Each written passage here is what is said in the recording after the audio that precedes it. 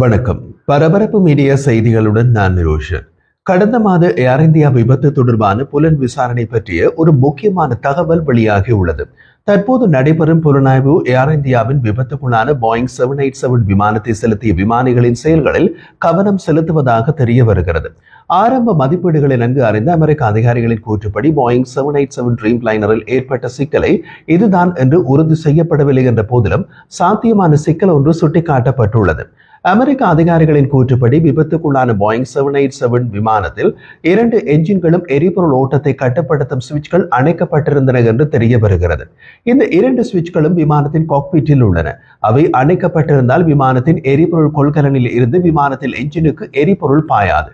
என்ஜினுக்கு எரிபொருள் போகாத காரணத்தால் புறப்பட்ட சிறிது நேரத்திலேயே என்ஜின் இயங்காமல் உந்துதல் இழப்பு ஏற்பட்டதாக முதற்கட்ட கண்டுபிடிப்புகள் சுட்டிக்காட்டுகின்றன என்று அதிகாரிகள் தெரிவித்தனர். என்ஜினுக்கு எரிபொருளை அனுப்புவதை கட்டுப்படுத்தும் சுவிட்ச்கள் விமானிகளாலேயே இயக்கப்படுகின்றன. இந்த சுவிட்ச்கள் ஏன் அணைக்கப்பட்டிருந்தன என்பதுதான் மிகப்பெரிய கேள்விக்குறி.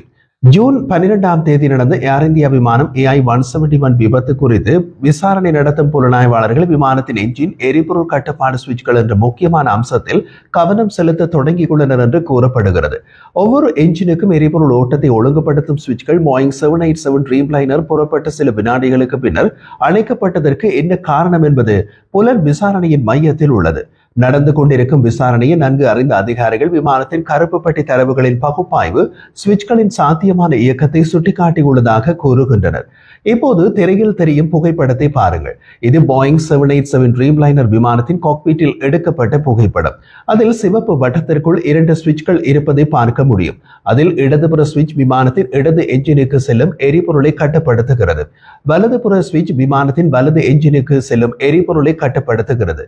சுவிட்ச் மேலே தட்டப்பட்டால் என்ஜினுக்கு எரிபொருள் பாயும். சுவிட்ச் கீழே தட்டப்பட்டால் என்ஜினுக்கு எரிபொருள் போகாது.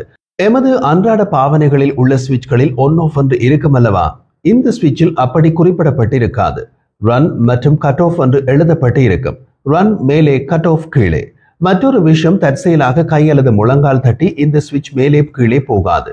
இப்போது திரையில் தெரியும் புகைப்படத்தை மீண்டும் பாருங்கள். சிவப்பு வட்டத்தில் வலது பக்கம் ஒரு தடுப்பு போன்ற அமைப்பு தெரிகிறது அல்லவா? அது ஒரு பாதுகாப்பு பிரேக். அந்த பாதுகாப்பு பிரேக்கை ரிலீஸ் செய்தால் தான் சுவிட்சை ரன் மற்றும் கட் ஆஃபுக்கு மேலும் கீழும் தட்ட முடியும். தட்டிய பின் மீண்டும் பாதுகாப்பு பிரேக் போடப்பட்டு விடும். ஏர் இந்தியாவின் விபத்துக்குள்ளான போயிங் 787 ட்ரீம் லைனர் விமானத்தில் இந்த 2 சுவிட்சும் கீழே தட்டப்பட்டு கட் ஆஃபில் இருந்ததை விமானத்தின் கருப்பு பெட்டி தரவுகள் காட்டுவதாக கூறுகிறார்கள். விமானிகள் ஜெட் விமானத்தின் என்ஜின்களை இயக்க, அவற்றை மூட அல்லது சில அவசர நிலைகளில் அவற்றை மீட்டமைக்க இந்த சுவிட்ச்களை பயன்படுத்துகின்றனர். விமானம் பறக்கும் போது சுவிட்ச்கள் பொதுவாக மேல் நோக்கி தட்டப்பட்டிருக்கும். அப்போதுதான் எரிபொருள் போய் என்ஜின் இயங்கி விமானம் பறக்கும். அவை அப்படி அல்லது ஏன் அணைக்கப்பட்டன என்பது இன்றைய சூழ்நிலையில் தெளிவாக தெரியவில்லை என்று அமெரிக்க அதிகாரிகள் கூறினார்கள். இந்த நடவடிக்கை தற்செயலானதா அல்லது வேண்டுமென்றே செய்யப்பட்டதா அல்லது அவற்றை மீண்டும் இயக்க முயற்சி நடந்ததா என்பதும் தெளிவாக தெரியவில்லை. சுவிட்ச்கள் அணைக்கப்பட்டிருந்தால் விமானம் அருகில் உள்ள மருத்துவ மாணவர்களுக்கான விடுதியில் சரிவதற்கு சில நிமிடங்களில் ஜெட் விமானத்தின் அவசர மின் ஜெனரேட்டர் ராம் ஏர் டர்பைன் அல்லது RAT ஏன் செயற்படுத்தப்பட்டது என்பதை விளக்கக்கூடும். இப்போது உங்களுக்கு ஒரு சந்தேகம் எழலாம். விமானங்களில் ஏன் இப்படி ஒரு சுவிட்ச் இருக்க வேண்டும்? விமானம் பறப்பதற்கு என்ஜின் இயங்க வேண்டும், அதற்கு எரிபொருள் என்ஜினுக்கு போக வேண்டும் என்றால் இப்படி ஒரு சுவிட்ச் இல்லாமல் எரிபொருள் என்ஜினுக்கு தானியங்கி முறையில் போகுமாறு செய்திருக்கலாமே. அதை ஏன் ஒரு சுவிட்சால் கட்டுப்படுத்த வேண்டும்? ஒரு விமானத்தை இயக்கும் போது அதற்கு பல காரணங்கள் உள்ளன. சில சந்தர்ப்பங்களில் இந்த சுவிட்ச்கள் விமானம் பறக்கும் போதே பயன்படுத்த வேண்டிய அவசியமும் உள்ளது. உதாரணமாக, விமானத்தில் எரிபொருளின் அளவு குறைந்து விட்டது என்று வைத்துக் கொள்ளுங்கள். அப்போது எரிபொருளை சிக்கனமாக பயன்படுத்த வேண்டி இருக்கும். அப்படியான நேரத்தில் ஒரு என்ஜினுக்குள் எரிபொருள் செல்வதை நிறுத்திவிட்டு ஒரு என்ஜினில் பறக்கலாம். இதோ அடுத்த கேள்வி. அதற்கு பேசாமல் ஒரு என்ஜினை நிறுத்தி விடலாமே? நிறுத்தலாம். ஆனால் அந்த என்ஜினுக்குள் ஓரளவு எரிபொருள் இருக்கும் அல்லவா? அது வீணாகி போய்விடும். அதைவிட இந்த சுவிட்ச் மூலம் எரிபொருளை நிறுத்திவிட்டால் அந்த என்ஜினுக்குள் உள்ள எரிபொருள் தீர்ந்து போகும் வரை அந்த என்ஜினும் இயங்கி விமானத்திற்கு அதிக உந்து சக்தி கொடுக்கும். அந்த என்ஜினுக்குள் எரிபொருள் தீர்ந்தவுடன் அந்த என்ஜின் தானாகவே நின்று போகும். அதன் பின் ஒற்றை என்ஜினில் விமானம் தொடர்ந்து பறக்கும். இது அந்த சுவிட்சின் ஒரு உபயோகம். மற்றொரு உபயோகம் என்னவென்றால் விமானம் பறந்து கொண்டிருக்கும் போது ஒரு என்ஜின் தீப்பிடித்தால் அந்த என்ஜினுக்கு தொடர்ந்தும் எரிபொருள் போய்கொண்டிருப்பது தீயை மேலும் அதிகமாக எரிய வைத்துவிடும். இது போன்ற வெவ்வேறு சந்தர்ப்பங்களில் அந்த சுவிட்ச் பயன்படுத்துகின்றது. விசாரணையை வழிநடத்தும் இந்தியாவின் விமான விபத்து உளவுத்துறை பிரிவு இன்று வெள்ளிக்கிழமை உள்ளூர் நேரப்படி மாலை 5 மணிக்கு முன் ஒரு முதல்கட்ட புலனாய்வு அறிக்கையை வெளியிடும் என்று எதிர்பார்க்கப்படுகிறது. விசாரணை நடந்து வருவதால் விபத்துக்கான காரணம் குறித்து இப்போது எதுவும் கூற முடியாது என்று இந்தியாவின் சிவில் விமான போக்குவரத்து அதிகாரி முரளிதர் மொஹோல் தெரிவித்தார். இன்று முதற்கட்ட புலனாய்வு அறிக்கை வெளியான பின் அதில் நாம் இப்போது கூறிய சுவிட்ச் ஒரு காரணமாக இருந்தால் அப்போது எதற்காக சுவிட்ச் அணைக்கப்பட்டது என்பதற்கான விளக்கம் கிடைக்கலாம். இது மிகவும் அரிதான சம்பவம். விமானம் புறப்பட்டு சில வினாடிகளில் 2 என்ஜின்களும் ஒன்றாக நின்றது ஒருபோதும் நடந்ததில்லை. விமானத்தின் கேப்டனாக பணியாற்றிய விமானி ஸ்மித் சபர்வால் அகன்ற உடல் விமானங்களை அல்லது எளிமையாக சொன்னால் பெரிய விமானங்களை 10,000 மணி நேரத்திற்கு மேலாக பறக்க விட்டுள்ளார். அவரது துணை விமானி கிளைவ் குந்தர் 3400 மணி நேரத்திற்கு மேலாக அனுபவம் பெற்றவர் என்று ஏர் இந்தியா தெரிவித்துள்ளது. அதனால் அவர்கள் விஷயம் தெரியாமல் என்ஜினுக்கு எரிபொருளை அனுப்புவதை கட்டுப்படுத்தும் சுவிட்ச்களை கீழே தட்டியிருக்க வாய்ப்பு இல்லை.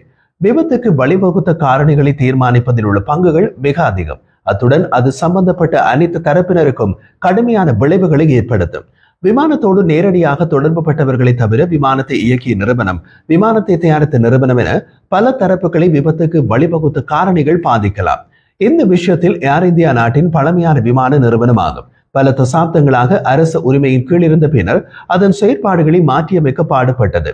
விமான தயாரிப்பு நிறுவனமான போயிங் தொடர்ச்சியான பாதுகாப்பு மற்றும் தர சிக்கல்களில் இருந்து மீள முயற்சிக்கும் நேரத்தில் போயிங் ட்ரீம்லைனர் சம்பந்தப்பட்ட முதல் அபாயகரமான விபத்தாக இந்த விபத்துக்கு இருந்தது. சர்வதேச விபத்து விசாரணைகள் பெரும்பாலும் பல நாடுகளை உள்ளடக்கியது. இதில் விபத்து ஏற்பட்ட நாடு, விமான நிறுவனம் இருக்கும் நாடு, சம்பந்தப்பட்ட விமானங்களின் வடிவமைப்புகளை அங்கீகரித்த நாடு, விமானத்தை தயாரித்த நிறுவனம், அந்த நிறுவனம் இருக்கும் நாடு என்று பல தரப்புகள் விமான விபத்து புலனாய்வில் இருப்பார்கள். சில நேரங்களில் தகவல்களை அணுகுவது மற்றும் வெளிப்படும் உண்மைகளின் பகுப்பாய்வு குறித்து கருத்து வேறுபாடுகள் கடந்த காலத்தில் ஏற்பட்டுள்ளன. இந்தியா தலைமையிலான விசாரணைக்கு அமெரிக்க தேசிய போக்குவரத்து பாதுகாப்பு வாரியம் ஆதரவளிக்கிறது. இந்த புலன் விசாரணை இந்திய விமான போக்குவரத்து அதிகாரிகளால் தலைமை தாங்கப்படுகிறது. ஆனால் அமெரிக்க தேசிய போக்குவரத்து பாதுகாப்பு வாரியம் NTSB, இந்திய விமானப்படை, ஹிந்துஸ்தான் ஏரோநாட்டிக்ஸ் லிமிடெட், HAL மற்றும் போயிங் நிறுவனம் ஆகியவற்றின் நிபுணர்கள் இதில் உள்ளனர். ஏனெனில் 787 அமெரிக்காவில் தயாரிக்கப்பட்ட விமானம். பயணிகள் சேவைக்காக 787 ட்ரீம்லைனரை சான்றளித்த பெடரல் ஏவியேஷன் நிர்வாகம் மற்றும் போயிங் நிறுவனம் மற்றும் என்ஜினை தயாரித்த GE விண்வெளி ஆகியவை இந்திய அதிகாரிகளுக்கு தொழில்நுட்ப உதவியை வழங்குகின்றன. 2011ஆம் ஆண்டு சேவையில் நுழைந்த ட்ரீம்லைனர் உலகின் விமான நிறுவனங்களிடையே பிரபலமானது மற்றும் பொதுவாக சர்வதேச நீண்ட தூர வழித்தடங்களில் பயன்படுத்தப்படுகிறது மற்றும் சிறந்த பாதுகாப்பு பதிவை வைத்திருக்கிறது. விபத்துக்குள்ளான ஜெட் விமானத்தை போயிங் நிறுவனம் 2014ஆம் ஆண்டு ஜனவரி மாதம் ஏர் இந்தியா நிறுவனத்திற்கு வழங்கியது. ராம் ஏர் டர்பைன் அல்லது RAT என்பது ஒரு சிறிய காற்றாலை ஜெனரேட்டர். இது அவசர காலங்களில் முக்கிய அமைப்புகளுக்கு மின்சாரம் மற்றும் ஹைட்ராலிக் சக்தியை வழங்க கீழே இறக்குகிறது. ஆனால் ஒரு விமானத்தின் மேலடுகைக்கு போதுமான சக்தியை RAT கொடுக்க முடியாது. அவ்வளவு சக்தியை அது உருவாக்குவதில்லை. இதுவரை அமெரிக்க அதிகாரிகளின் விபத்து விசாரணையின் ஆரம்ப மதிப்பீடுகள் 787 ட்ரீம்லைனர் விமானம் அல்லது அதன் GE என்ஜின்களில் எந்த சிக்கலையும் குறிக்கவில்லை என்று இந்த விஷயத்தை நன்கு அறிந்தவர்கள் தெரிவித்தனர். விசாரணைகளின் போது எட்டப்பட்ட ஆரம்ப மதிப்பீடுகளின் பின் இறுதி புலனாய்வு அறிக்கை வெளியாக ஒரு வருடம் அல்லது அதற்கு மேல் ஆகலாம். புதிய தகவல்கள் வெளிவரும் போது ஆரம்ப மதிப்பீடுகளில் கூறப்பட்டவை முரண்படலாம். ஜூன் 12 விபத்திற்கு பின்னர் இந்திய அதிகாரிகள் விசாரணை குறித்து பொதுமக்களுக்கு மிக குறைந்த தகவல்களை மட்டுமே வெளியிட்டுள்ளனர். இது அமெரிக்க அரசு மற்றும் தொழில்துறை அதிகாரிகள் மீது சில விரக்தியை தூண்டியுள்ளது என்று இந்த விஷயத்தை நன்கு அறிந்த சிலர் தெரிவித்தனர். விமானத்தின் கருப்பு பெட்டிகளின் உள்ளடக்கங்களை பதிவிறக்குதல், பகுப்பாய்வு செய்தல் மற்றும் பகிர்வதில் மெதுவான வேகம் இருப்பதாக அமெரிக்க அரசு மற்றும் தொழில்துறை அதிகாரிகளின் உணர்ந்ததால் விரக்தி அடைந்துள்ளனர் என்று அவர்கள் தெரிவித்தனர். விமானத்தின் கருப்பு பெட்டிகளை விமான தரவு மற்றும் காக்பிட் குரல் பதிவுகள் டெல்லியில் இருந்து வேறு பாதுகாப்பான இடத்திற்கு கொண்டு செல்ல இந்திய அதிகாரிகள் ஆரம்பத்தில் விரும்பினார்கள். பின்னர் அந்த எண்ணத்தை கைவிட்டனர் என இந்த விஷயத்தை நன்கு அறிந்த சிலர் தெரிவித்தனர். இந்தியா சமீபத்தில் இதுபோன்ற விபத்து தரவுகளை பகுப்பாய்வு செய்வதற்கான புதிய ஆய்வகத்தை திறந்தது. ஒரு கட்டத்தில் விசாரணையில் இருந்து அமெரிக்க வளங்களை திரும்ப பெறுவதாக NTSB அச்சுறுத்தியது. இறுதியில் அமெரிக்க புலனாய்வாளர்கள் புலனாய்வில் உதவ சிறிது காலமே இருந்தனர். பின்னர் அவர்கள் நாடு திரும்பியுள்ளனர். இந்த சம்பவம் வலுவான பொதுமக்களின் எதிர்வினையை தூண்டியுள்ளது. குறிப்பாக ஏர் இந்தியாவின் உலகளாவிய நற்பெயரை புதுப்பிக்க டாடா குழுமத்தின் பெரிய அளவிலான முயற்சிக்கு மத்தியில் இந்த விபத்து நடந்தது. இந்த விபத்து தேசிய விமான பாதுகாப்பு நெறிமுறைகள் குறித்து இந்திய நாடாளுமன்ற மறு ஆய்வை தூண்டியுள்ளது. இந்த வார இறுதியில் முதல் கட்ட புலன் விசாரணை அறிக்கை இன்று வெள்ளிக்கிழமை வெளியானால் அது குறித்து சிவில் விமான போக்குவரத்து அதிகாரிகள் கேள்வி கேட்பார்கள் என்றும் எதிர்பார்க்கப்படுகிறது.